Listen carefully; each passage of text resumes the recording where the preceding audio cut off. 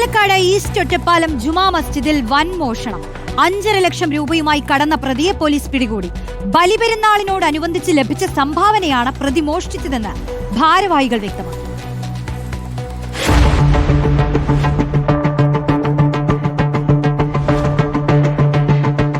ഇന്ന് പുലർച്ചെയാണ് ഈസ്റ്റ് ഒറ്റപ്പാലം ജുമാ മസ്ജിദിൽ മോഷണം നടന്നത്.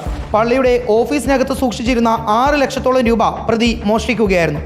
ബലിപെരുന്നാളിനോടനുബന്ധിച്ച് പള്ളിക്ക് ലഭിച്ച സംഭാവന തുകയാണ് കാഞ്ഞിരക്കടവ് സ്വദേശി അബൂബക്കർ മോഷ്ടിച്ചത്.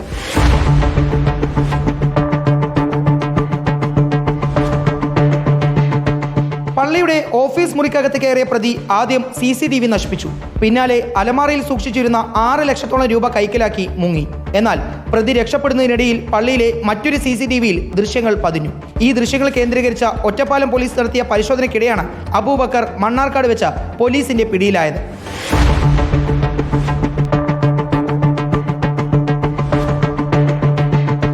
മണ്ണാർക്കാട് നിന്നും ഒറ്റപ്പാലത്തേക്ക് എത്തിച്ച പ്രതിയെ പോലീസ് സംഘം ചോദ്യം ചെയ്യുകയാണ്.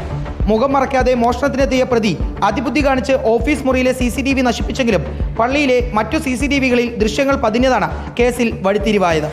റിപ്പോർട്ടർ, പാലക്കാട്.